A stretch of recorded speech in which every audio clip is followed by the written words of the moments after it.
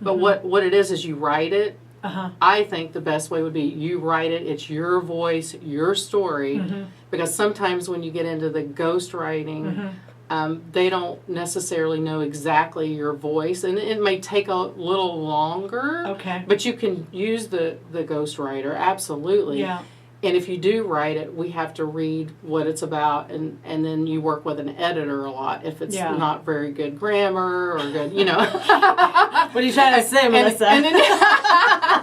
But she's like, so either way is great. I mean, some people just don't want to they want to tell their story, but like just let somebody else take care of it, and then you just work along closely with the ghostwriter. If you don't have that time, you're a busy lady. I mean, you may want to go that way, but it's definitely, you should write down your specific things, because you're not going to remember all that. I always encourage people to tape and write down all the stuff that they're wanting in that book. And how long should a book typically be? I mean, how much is too long of a book, and how much is too short of a book? I think, for me, I think, it can be anything. It can be like a tabletop, whatever. but I 150. Like 150 words, 200, something, that's sort of normal, I think. From what I've experienced. Okay. So. Because that's the thing, it's like, I've heard a lot of mentors say this, and I hear this a lot, because being an author is such credibility, and it's so great, and I've seen people's careers skyrocket from them, and, I've been to quite a few book signings lately, and I'm excited, and congratulations to my friend Jesse Sink, who's in Germany right now. He just won a fitness competition. He also wrote his first book, and just when I look at this, he's been through so much, and he's such a great man, and it's a good friend of mine, and he's been through so much, and he finally got to put his book together and show the world what his story is and who he is and what happened to him and where he's come from and where he is today. And it's just so remarkable to see him overnight be this huge success, which I'm so happy, and he deserves, everything that's come to him. So shout out to you, Jesse, and I'm super proud of you. But it just motivates me even more. And Bob White was on just recently, and we talked about his book, and Amberly Lynn, and all these people writing books, and it's just like, it's exciting to see, because, we get to share our stories. But for me, being a perfectionist, she laughs. Which we are. Yeah, it's very difficult, because I don't want it to be too short, I don't want it to be too long, I want to make sure I have all the content in there. I'm writing the biography of my life, which is, there's just more chapters and more chapters. So maybe I should just write 2 books. Right. Well, you can, absolutely. Make a series out of it, Exactly. I know, I think, because for me it's like, that's what, so 150, how many pages long would be perfect? That's it. Well, So 150 to 200. pages? Yeah, that's, okay. That's sort of what I've been dealing with. But like I said, you can have more than that, you can have less, and you've got different choices, hardback covers to softback, and it's just, there's different choices. It's a boutique, so you can it's what you want to put into it, and in the end, you get to have 80% of your profits at the end. So that's the difference between us and somebody that's Random House. Nice. So let's talk a little bit about, I want to talk about mentoring and empowering other women and young girls. So you've been through some things in life, and you are where you are today.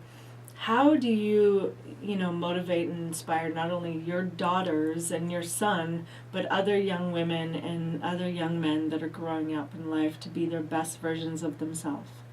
I would just say, I said it before, I just think, we have to encourage, whether it's family or friends or whoever, a positive person around you to build you up, to build that anyone you can accomplish your dreams. You have to stay positive and on course. And if you have setbacks, you continue to still go at it. I've had no's. It's not always I get yeses with everything. And it's just, you have to just keep pursuing, and that's my message to my daughters and my son and to everyone. I tell them, set the bar high. Then if you fall a little bit short, maybe you're not going to be president, but you know what? You could be a senator. You could be, I'm just giving you an example. It's just, or my daughters, even at 14, she started a makeup MUA account on Instagram. She's 14. She's all shy about it. I'm like, no, do it. I mean, she does my makeup for my red carpets or whatever, and she's fantastic. And, that's an awkward stage for her. So I'm there to support her and build her up and say, no, you need to keep pursuing this. You need to keep doing this. Don't let those negative things and all that talk in your ears and that chatter get you down. Yeah. So that's what I say to everyone. You cannot let the negativity invade your body and control your life, or you're going to be complacent your whole life and never achieve what you always wanted. I love that. So let's talk about the transition. How did you decide to go from being a registered nurse into wanting to build your own business and being into the publishing business? Tell me about that transition. Well, and that decision, where did it come from?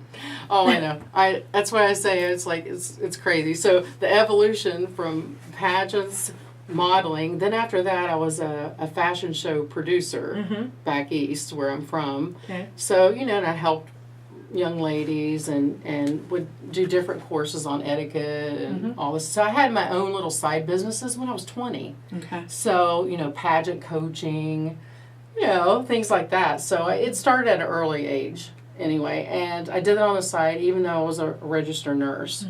So I just knew that I wanted to switch it up. I mean, there was a big chance. I mean, it's like, that's taking a big chance, Melissa. You don't know how this is going to go. And that negative chatter in there, right, that we all have. So I just pushed that aside, and I was like, you know what? I got a divorce. I started a new company, a new business, started in San Diego, and then just, like I said, I've done several things now in business, and really excited about this last venture, which is the publishing and the vineyard eventually. So I love that, because that's taking calculated risks or taking risks at all scary. Are absolutely scary. And people ask me all the time, how did you go from this? Because I originally came from a hospitality background. I was a restaurant and a hotel manager. And operations business manager for years and years and years. I mean, I had 16 years under my belt. I made great money. I did it, I was very good at what I did. And, I came from a tragedy from my mom getting really sick and passing away from cancer. And, I really took some time to think about things. And once my mom was gone, I went, what am I going to do with my life? Because I wasn't happy working these 17-hour days. I was run down. I was tired. It was a big party industry, and I really wanted to change my life. And I knew that what I was doing wasn't aligned with who I was as a person. And I wanted to follow my passion, but I knew my passion probably wouldn't pay me to be able to survive and be a single mom and do all these things. So it was like, okay, well, what are you going to do so some of the things you need to do to get to where you want to be were bartending. So I went from running running these properties and being the bigwig right under the president of the companies and CEOs and people that own the businesses of multi-billion-dollar businesses to serving slinging drinks. But I had so much fun, and I did that for years and years and years. And then I also worked another job as well in the fitness industry, and I found my passion and my love, and I went, wow, this is really what I wanted to do. But I didn't realize, because I had so many naysayers and haters and everybody saying, oh, you're not going to make any money, you're going to pour drinks for the rest of your life. And I just posted about the naysayers not too long ago on Instagram. And I love it because it fueled my fire. And I was it was funny because I remember one time this guy came in a suit, and I was serving him and poured him a drink and being nice and enjoying myself and having fun. And I loved my job. I made a lot of money. And he said to me, oh, well, he goes, you always want to just be a bar slinger or something like that, he said to me. And I said, I tell you what. And I passed him the drink. And I just said, just so you know, I probably work about half as much as you. I'm happy. And I probably make more money than you.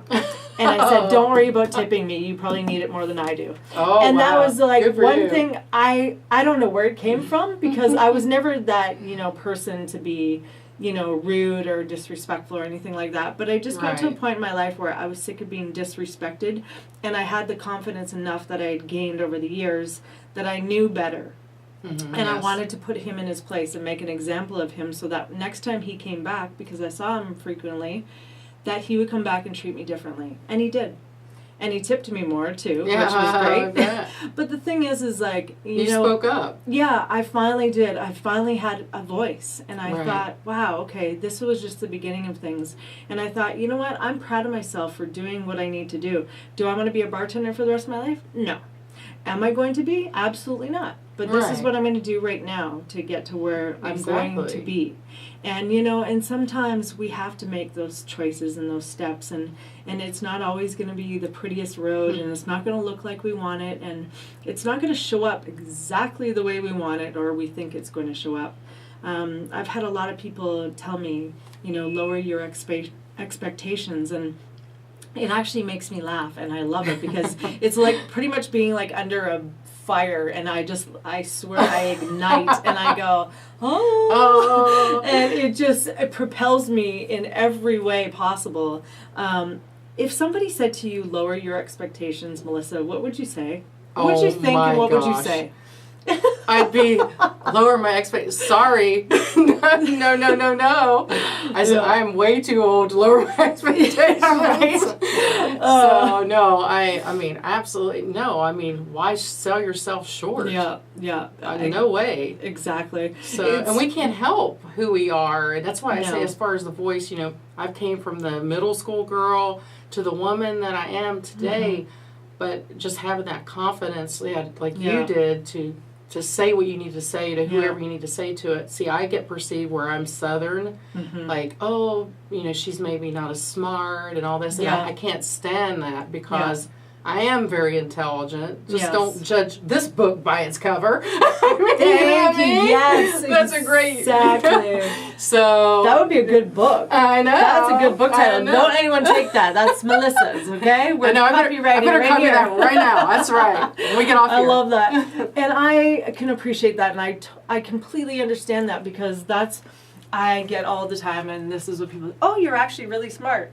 Yeah, they're surprised Actually, because yeah. you look the way you do, right? And the And funny that's thing, sad. Isn't it that is. sad with society? It's like so sad. It is sad, and I think we shock a lot of people by being intelligent and also being, go-getters and possibly looking the way they think that we do, and life is not about that, and this is just this is the materialistic part, and this Exactly. and this is the outer beauty, but the inner beauty I find is way more attractive and way more amazing and profound than anything on the outside than on the inside. Mm-hmm. And it's hard to find that combination, just like yourself.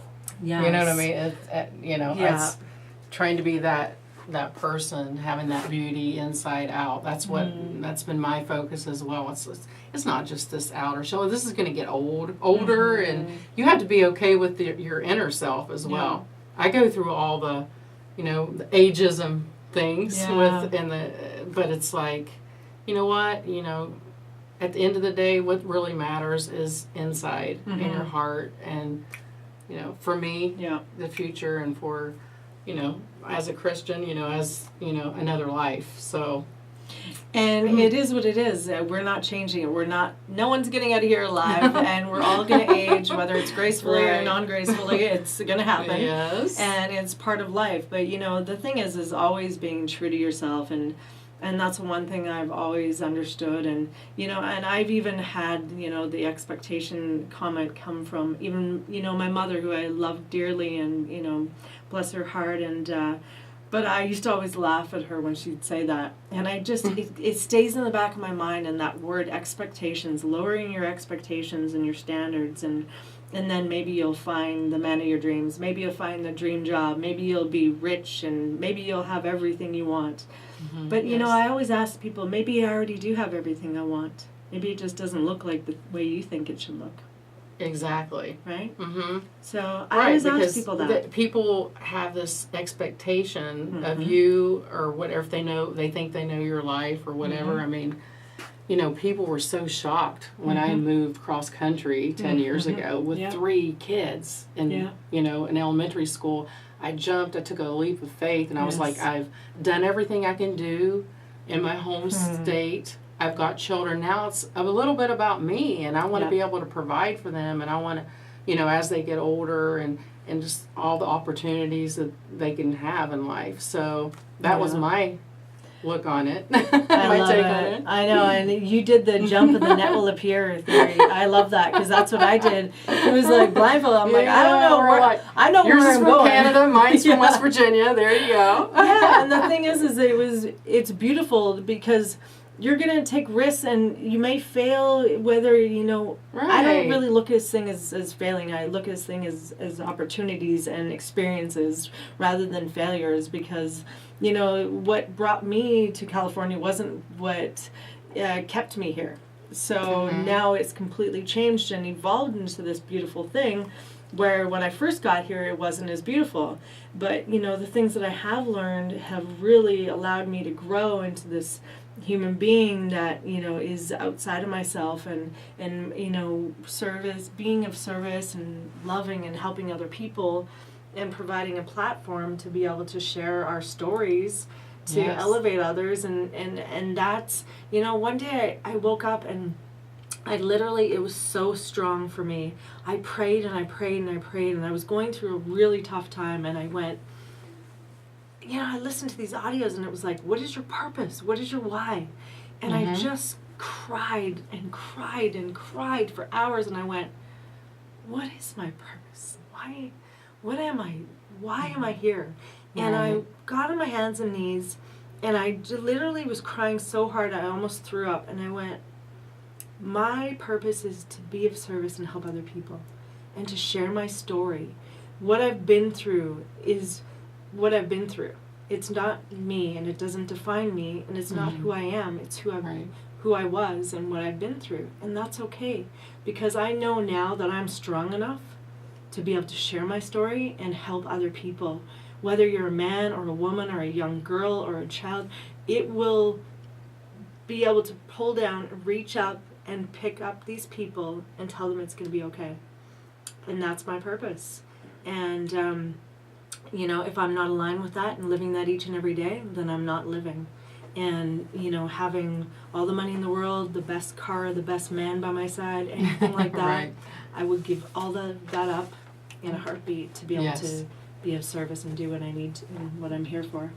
Yes. And I really see that in you, and I'm so glad that we were able to connect today. Yes, and thank you. I'm so glad that you were this strong woman that's been through it all, and you've been such a great role model to your children, as I can see, and just to this planet.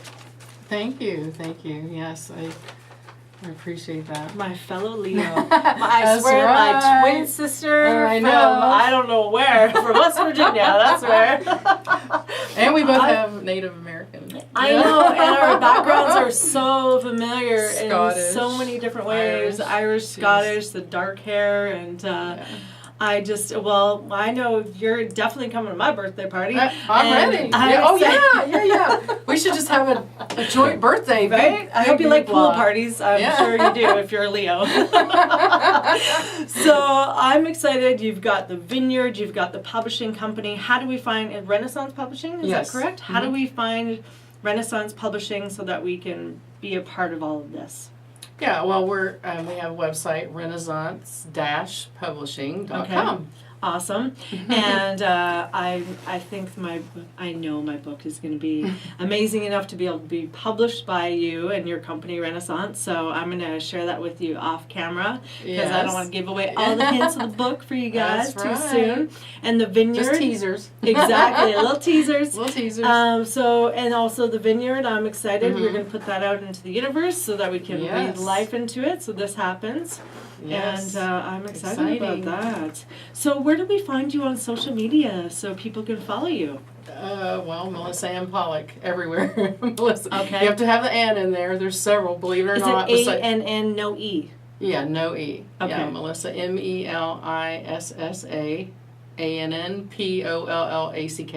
Pollack. I always say like a dog paw lick. That was cute. That's actually very good. That's clever because you remember that. Yeah. And is it true that Traci Lynn is a name from the South? Yes, it is. Okay. So, okay. So Is Traci either Lynn, a stripper, Melissa, porno Melissa name, or is Ann from the South? Yeah. I was thrilled. So I'm hoping it's from the South. Yes. This is crazy. Is Melissa it- Ann, so Traci Lynn. It's two first names? Is that how they Yeah, roll like, in the South? well, yeah, like Jenny Lynn, Melissa Ann. Okay. I mean, my name growing up, my family still calls me Missy, which is a little young, right? Yeah. That's cute. I like Missy, it. Missy. But I go by Melissa Ann. I know everyone always has to throw in the twang too. They're like, Traci Lynn. I'm Traci like, Lynn. why do you do that Yeah, when you say Lynn that? is, yeah, Lynn is a good Southern one. Well, and then also my sister, Carrie Lee, and Wendy Lou is my mom's name. Oh, So maybe- Wendy Lou. I don't know yeah. why I'm like, maybe we're from the South. I don't even know. Or they just like, they like Southern those names, names. those Southern names. Melissa Ann Pollack, thank you so much for being on the show today. Thank you for having me. I'm excited for you and all the things to come, and thank you so much for sharing your wisdom and your experience and your strength and your hope with the world. And thank you guys for joining us here today. Make sure you follow this beautiful hearted woman and on her journey to much success. I know this is only the beginning. She's just scratching the surface. That's right. I still have a few years left. Oh, you got a lot left. Don't worry. Yes. Quest Nutrition, thank you so much. And Swap Fuel, I really appreciate you guys for all that you do. And Melissa's going to be taking these home today. So thank you so much again for supporting us here every week, Wednesday on The Power of Voices, TLC Unleashed, Hollywood Vibes, Sports and Life. We will be here next week, so stay tuned, stay healthy, and stay happy, and stay blessed. Bye for now. Woo! I don't know. That was Someone good. called me. I'm sorry you guys can't see us.